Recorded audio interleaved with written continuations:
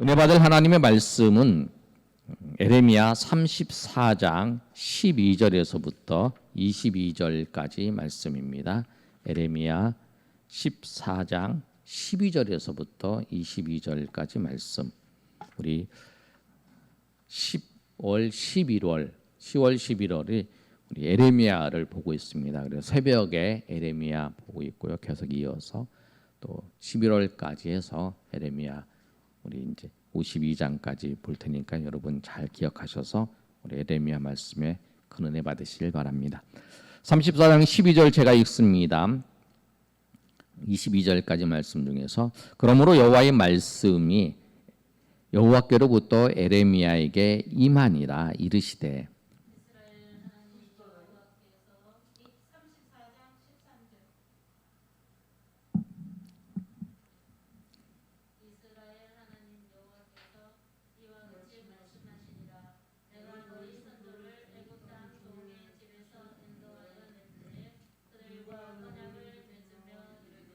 (34장 14절) 제가 읽습니다. 너희 형제 히브리 사람이 내게 팔려 왔거든 너희는 7년 되는 해에 그를 놓아 줄 것이니라. 그가 6년 동안 너를 섬겼은즉 그를 놓아 자유롭게 할지니라 하였으나 너희 선조가 내게 순종하지 아니하며 귀를 기울이지 아니하였느니라.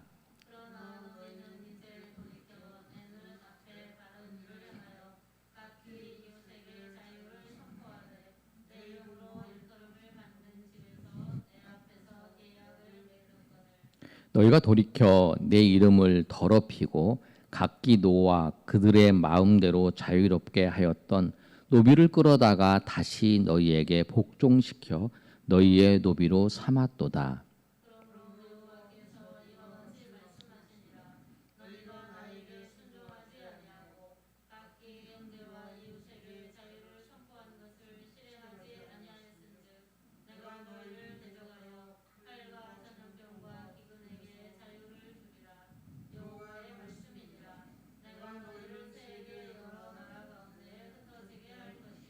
송아지를 둘로 쪼개고 그 두 조각 사이로 지나매 내 앞에 언약을 맺었으나 그 말을 실행하지 아니하여 내 계약을 어긴 그들을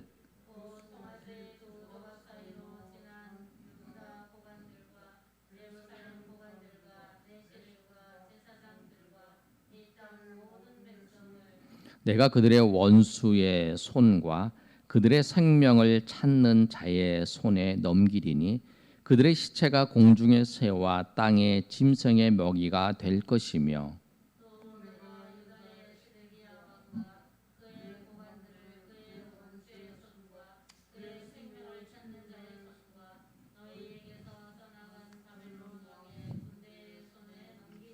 (22절) 우리 다 같이 읽습니다. 여호와의 말씀이니라. 보라 내가 그들에게 명령하여 이 성읍에 닭이 오게 하리니 그들이 이 성을 쳐서 빼앗아 불살할 것이라. 내가 유다의 성읍들을 주민이 없어 처참한 황무지가 되게 하리라. 아멘. 오늘 본문의 말씀은 에레미야에게 하나님께서 말씀하신 내용이에요. 그런데 이 에레미야 선지자가 우리가 아는 것처럼 눈물의 선지자예요. 이스라엘 백성들이 멸망을 당할 때에 특히 605년과 597년, 586년 이렇게 완전히 멸망을 하는데 이 시드기야 시대가 이제 이스라엘이 완전히 멸망하는 시기예요. 이스라엘 느부갓네살과 또 그 쳐들어와서 어려움을 당하는 상황이에요. 오늘 새벽에 우리가 살펴본 말씀에 이어서 보면 1절의 말씀이 이렇게 말씀하고 있어요.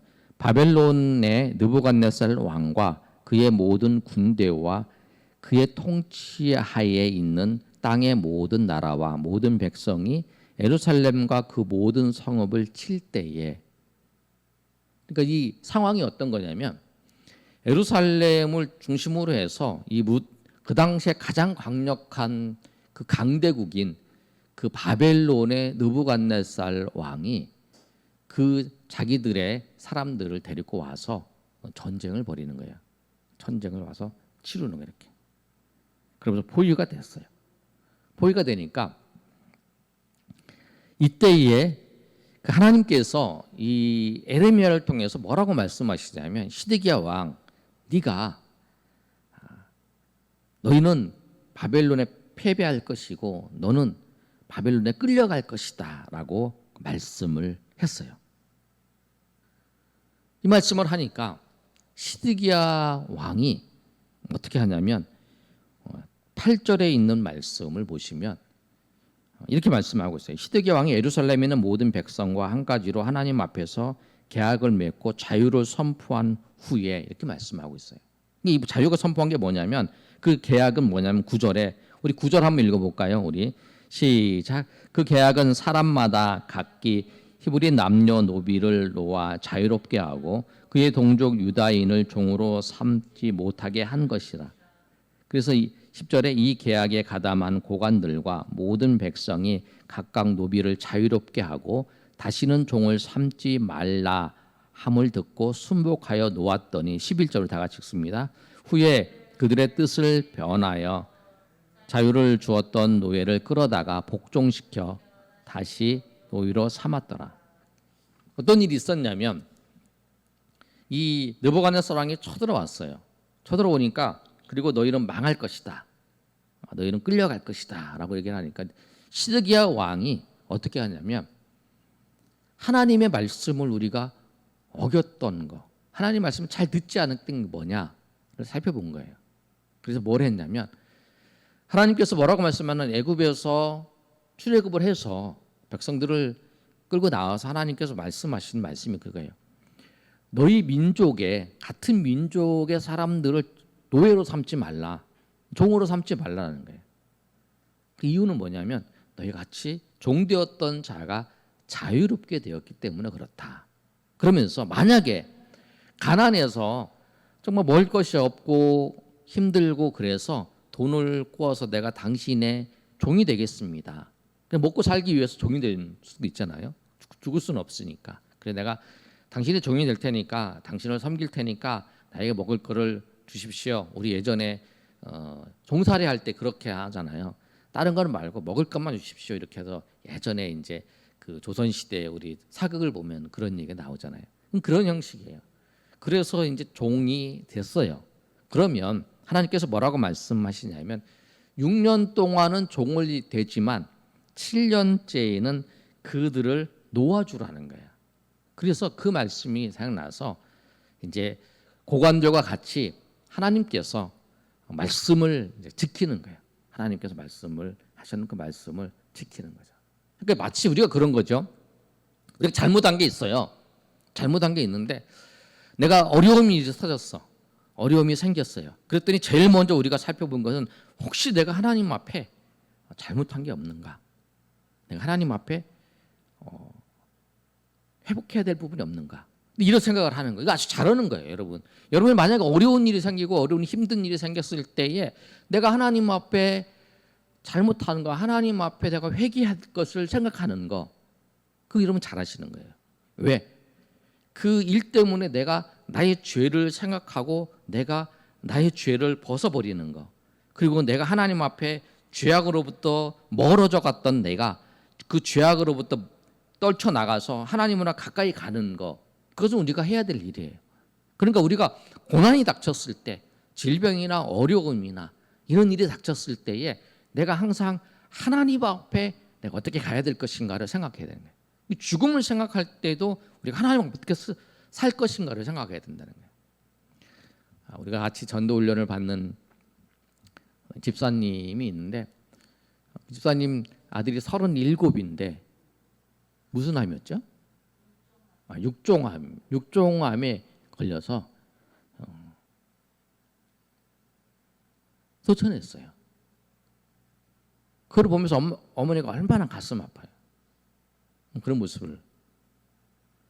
그러면서 이제 그걸 보면서 그런 생각을 하잖아요.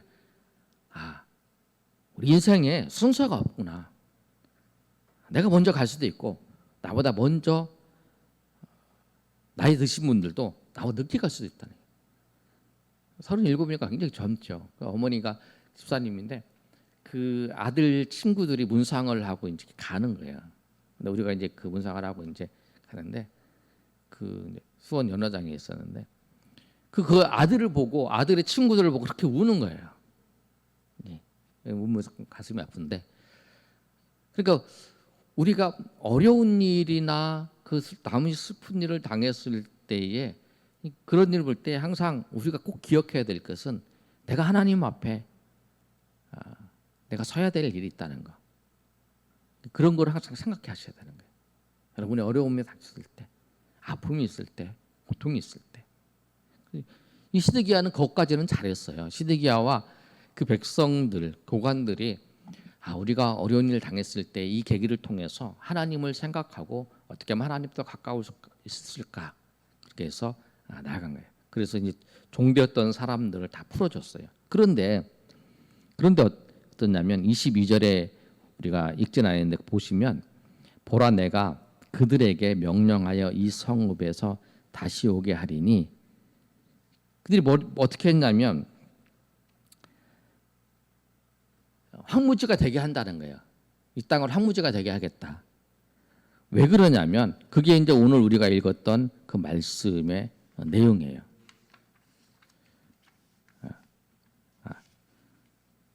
그렇죠? 11절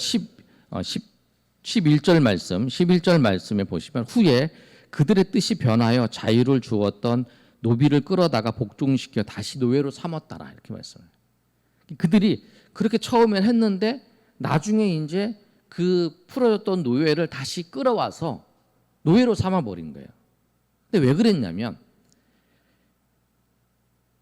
그들이 이 노예를 풀어주니까 그 사건과 딱 결부되어서 이 애굽에서 있는 그 군대가 예루살렘을 와서 도와준다는 그 이야기를 듣고 또 느부갓네살 왕이 철수를 하는 거예요. 근데 느부갓네살이 철수한 거는 그 시대적 배경 속에서 그렇게 일어난 사건이죠. 근데 그렇게 하니까 이들이 다시 풀어줬던 노예를 다시 데리고 와서 그들을 다시 노비로 삼아 버린 거예요. 마치 이런 거예요. 우리가 어려움이 닥쳤을 때 하나님 내가 일을 하면서 내가 이걸 할 테니까 하나님 나를 도와주시옵소서. 그런 마음 있잖아요. 내가 하나님께 더 가까이 나가면 내가 무엇을 하면 하나님 내 일을 성취해 주십시오. 그런 마음이에요. 그런 마음으로 이제 그 일을 했어요. 근데 우연찮게 그 일이 이루어졌어요. 그렇게 됐어요. 그런데 그것을 계속 해야 되는 거죠. 그런데 마음을 돌이켜서 그 일을 이제 안고 옛날로 다시 돌아가 버리는 거예요. 그러니까 우리가 그 신앙생활에서 그럴 수 있어요.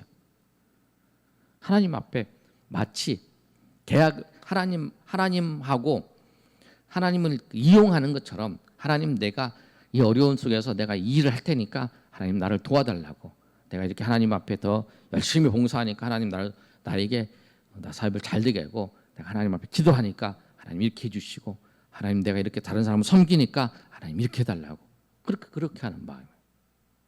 우리는 그게 아니죠. 우리는 하나님께서 우리에게 베풀어 주신 은혜를 따라서 우리가 감사하며 섬기는 거예요. 내가 어려움이 생겼어. 내가 그런 생각이 생겼을 때에 내가 그 상황 속에서 하나님의 백성으로서 하나님의 뜻대로 그 일을 해가는 거죠. 하나님이 원하시는 대로 나의 삶을 통해서 하나님이 무엇을 원하시는 걸로 하나님이 원하시는 것이 하나님이 말씀하시는 것이 무엇인가 내 삶의 말씀대로 살아가는 모습을 보여주는 게 그게 성공하는 길이에요. 내가 무엇을 이루어서 하나님 앞에 내가 무엇을 성취해서 내가 잘 돼서 하나님 앞에 그것을 드러내는 게 아니라 내가 그 상황 속에서 변함없이 주님의 말씀을 따라서 살아가는 거 그게 성공하는 거라는 거예요. 그리고 그 후에 하나님께서 그 일의 결과를 하나님께서 열매로 주시든지 열매를 안 주시든지 그건 하나님의 그 은혜 가운데 있는 거예요. 그걸 내가 조종할 수 없는 거예요. 농부가 아무리 열심히 수고하고 농사를 열심히 했어요. 그러나 비가 오고 비가 안 오고 이런 것에 따라서 농물 덜 치는 거잖아요. 그 환경이 잘 맞아야 풍성한 열매를 맺는 거잖아요. 그처럼 우리가 최선을 다해서 농사를 짓는 거죠. 최선을 다해서 하는 건 우리가 하는 거예요. 그러나 그 최선을 다한 것의 열매, 그 열매는 나에게 관계적인 게 아니라는 거예요. 우리가 신앙생활 꼭 그걸 기억하셔야 돼요. 그렇지 않으면 우리가 하나님을 이용하게 되는 거죠. 이들도 그랬다. 그런 마음이 있다는 거예요. 그래서 그 노예들을 풀어줬다가 동족의 노예들을 풀어줬다가 다시 도의 농주들을 다시 노예 삼아버린 거예요. 근데 그거에 대해서 하나님께서 오늘 22절까지 말씀을 통해서 말씀하시는 거예요. 하나님께 뭐라고 말씀하시냐면 13절에서 15절까지 말씀에 백성들에게 애굽 땅에서 언약을 맺었는데 너희 형제 14절에 너희 형제 히브리 사람을 내게 팔려 왔거든 너희는 7년 되는 해에 그들을 놓아 줄 것이니라. 그가 6년 동안 너를 섬겼은즉 그를 놓아 자유롭게 할지니라 하였으나 너희 선조가 내게 순종하지 아니하며 귀를 기울이지도 아니하였느니라. 그 선조들이 그렇게 했다라는 거예요. 자기 이익을 위해서 하나님 말씀을 지키지 않았다. 하나님 말씀을 지키면 내가 손해 보니까 6년까지만 섬기고 7년부터는 그 노예를 풀어주면 자기한테 손해잖아요. 내가 손해를 보는 거, 손해를 보지 않기 위해서 그 노예를 풀어주지 않았다라는 거예요. 그러니까 우리가 내가 손해를 보고 내가 손해를 다른 사람보다 손해를 내가 이거를 풀어주는 것 때문에 손해를 봐요. 그러나 그 손해를 보는 것이 그것이 뭐냐면 우리에게 유익한 거예요. 내가 그것을 얻기 위해서 욕심을 부리는 것 때문에 오히려 하나님의 보호하심의 손길에서 우리가 멀어지는 거죠. 그러니까 이걸 말씀하고 있는 거예요. 그러니까 우리의 성공이 내가 경제적으로 잘 되는 거, 내가 명예를 얻는 게 아니라 내가 우리의 성공을 우리의 삶의 가치는 어디에 두냐면 내가 하나님 말씀을 오늘도 지키면서 하나님 말씀을 따라 살아가는 거, 그게 성공이에요. 아멘. 그게 성공이에요.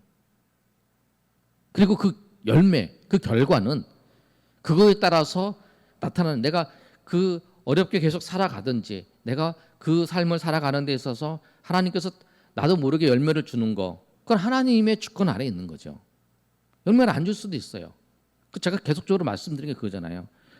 그 시대에 똑같이 수고를 했는데 열매가 다르다는 거예요. 예전에 제가 그 말씀 드렸잖아요. 청교도 시대 때에 청교도 초창기 영국의 청교도 시대 때에 열심히 복음을 전했어요. 그러나 그 사람이 그 목사님이 복음을 전하고 열심히 섬기고 했지만 예수 믿는 사람들이 없었어요. 그런데 그 후세 때에 사람들은 100년이 지나고 150년이 지나고 후세 때는 그 사람들은 많은 열매들이 맺은 거예요. 그 사람이 똑같이 했어도.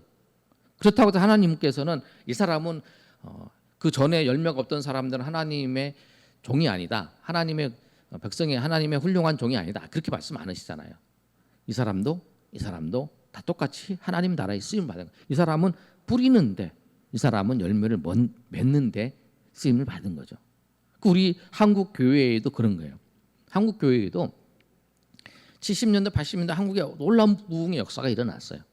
그 목사님들이 그 당시에 큰 부흥을 일으켰던 목사님들의 수고가 아니라 그 전 세대의 그 선배들의 희생과 뿌리고 씨를 뿌리고 수고했던 그 열매들 50년대 60년대 그 주일학교에서 열심히 수고하고 애쓰는데 그 열매들이 이제 자라나서 그 사람들이 이제 예수님 믿고 그 성장을 해서 도시로 가고 이러면서 그들에 의해서 70년대 80년도에 그 부흥이 일어났다는 거잖아요. 그 시대에 그 사람들이 잘한 게 아니잖아요. 그러니까 하나님은 우리에게 대부분의 사람들에게 우리 그렇게 생각합니다. 대부분 사람들에게 씨를 뿌리는데 씨를 뿌리는 시간과 그 자라나는 시간은 길어요. 농사 시간에. 그러나 그 열매를 맺는 시간은 작잖아요. 대부분 사람들은 씨를 뿌리는데 쓰임을 받을 수 있다는 거죠. 그 열매를 거두는 사람, 그 열매를 거두는 사람은 하나님이 그 시대에 맞게 그 사람을 통해 열매를 거두시는 거죠. 우리 때 열매를 맺을 수도 있어요. 그리고 아니 우리 후세 때의 열매를 맺는 내가 씨 뿌리는 거 우리가 전도하는 것도 똑같죠. 내가 여러분들이 예수 믿고 구원받는 것도 어떤 사람들이 여러분들에게 계속적으로 예수 믿으라고 권면하고 씨를 뿌렸고 또 마지막에 뭐 저희를 만났든지 그래서 예수를 믿는 거잖아요. 그런 경우가 있잖아요. 다 그렇다는 거예요. 그래서 우리가 기억해야 될 건 뭐냐면 하나님 말씀대로 살아가는 것이 성공이고 가장 그게 우리의 가장 가치를 거기에 두셔야 된다는 거예요. 내가 하나님 말씀, 저 사람이 하나님 말씀으로 살아가고 있다.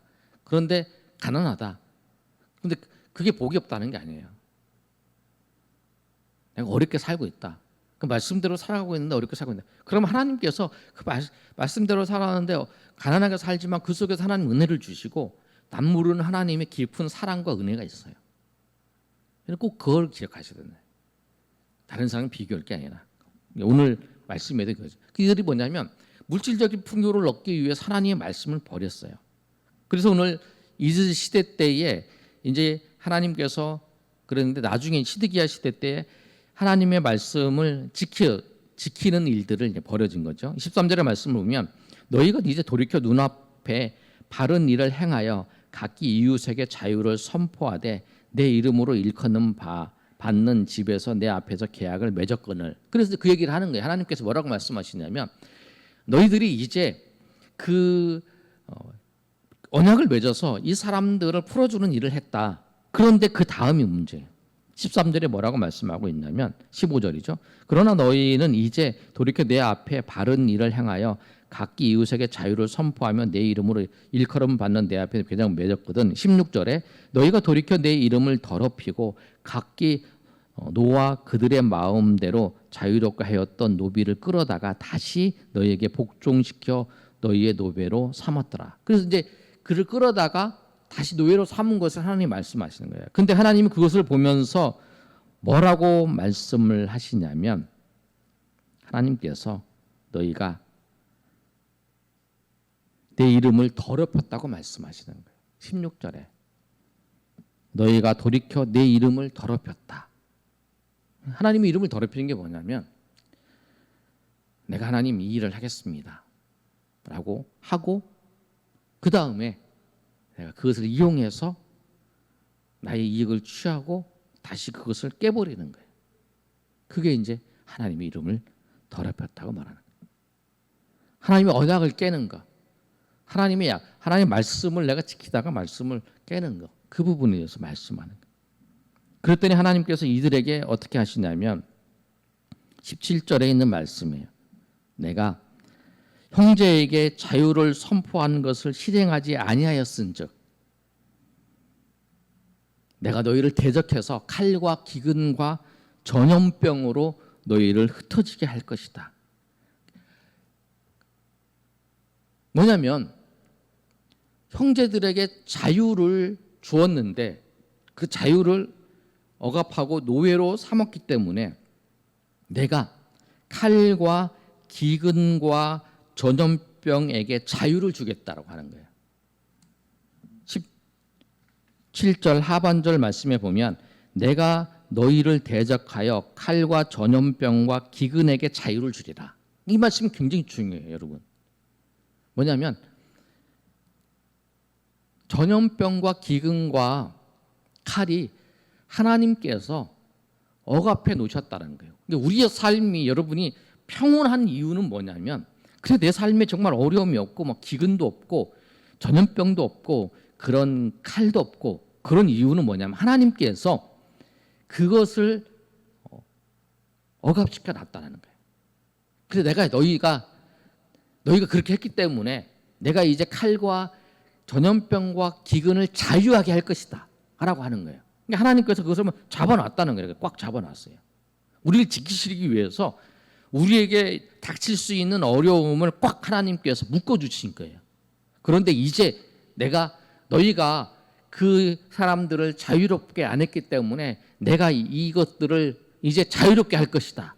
그래서 자유롭게 칼과 기근과 전염병이 너희를 쫙 퍼지게 할 것이다. 그렇게 말씀하시는 거예요.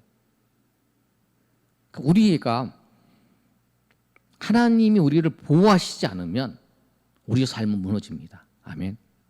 하나님이 우리를 보호하시죠. 근데 하나님은 언제 보호하시냐면 하나님은 보호하고 계세요. 그런데 우리가 하나님의 말씀에 하나님의 이름을 더럽히고 하나님께 그러면 하나님께서 이 보호의 손길을 놓으세요. 그러면 우리의 삶이 무너지는 거예요. 그럼 우리가 이 상황 속에서 우리가 하나님을 뉘우치고 하나님을 돌아오면 하나님이 보호해 주시는 거예요. 이 사실을 말씀하는 거예요. 우리가 꼭 기억해야 돼요. 우리가 하나님 안에 있다는 것이 뭐냐면 예수님이 요한복음 말씀처럼 내 말이 너희 안에 거하고 내가 너희 안에 거한다 라는 말씀이 그래요. 내 말이 너희 안에 거하면 하나님의 말씀을 내가 지키고 순종하고 있으면 그 언약 가운데 있으면 하나님께서 우리를 보호해 주신다는 거예요. 그래서 우리가 하나님 말씀을 지키고 하나님의 말씀을 따라서 살아가고 있다면 하나님의 언약 가운데서 하나님 우리를 지키고 있다는 거죠. 그러니까 그것이 우리가 성공한 삶이라는 거죠. 그게 하나님의 보호하심을 안에 사는 거고 하나님의 은혜 안에 살아가는 거고 하나님의 인도하심 안에 살아가는 거예요. 내가 그곳이 지금 어렵고 사람들이 보기에는 지금 내가 경제적으로 어려운 상황이든지 내가 육체적으로 힘든 상황이든지 상관없이 내가 하나님의 보호 아래 있으면 그 상황 속에서도 하나님께서 베풀어 주신 은혜가 있다라는 거예요. 왜? 더 악화될 수 있고 더 힘든 상황 가운데 놓여져 있는 것을 하나님이 지금 보호해 주시고 있다라고 하는 사실. 그래서 우리가 그 순간에도 감사할 수 있다라는 거예요. 그래서 하나님께서 오늘 이스라엘 백성들에게 이 22절의 말씀에 그렇게 하잖아요. 보라, 내가 그들에게 명령하여 이 성읍을 다시 오게 하리라. 그들이 이 성을 쳐서 빼앗아 불살할 것이라. 내가 유다 성읍을 주민이 없어 처참한 황무지가 되게 하리라. 이렇게 말씀하고 있어요. 바벨론이 갔어요. 갔다가 다시 내가 그 바벨론에게 다시 이 성에 오게 해서 이 성을 무너뜨릴 것이다. 그렇게 말씀하고 있어요. 하나님이 보호하지 않으시고 하나님이 지켜주시지 않으면 우리 인생은 무너지는 거예요. 우리 삶이 우리의 사역도 무너지고 왜? 사단이 우리를 붙잡고 있고 사단이 우리를 항상 공격하기 때문에 그런 거예요. 그래서 하나님의 보호함의 손길 안에 있는 것, 그 안에 있는 것이 기쁨이고 그 안에 있는 것이 행복이고 그 안에 있는 것이 감사하고 그 안에 있는 것이 하나님의 은혜인 줄 알고 정말 하나님의 보호하심의 손길 안에서 하나님의 능하신 손길, 하나님 보호하시는 손길 안에서 날마다 살아가시는 저 여러분 되시기를 예수님의 이름으로 축원합니다. 아멘.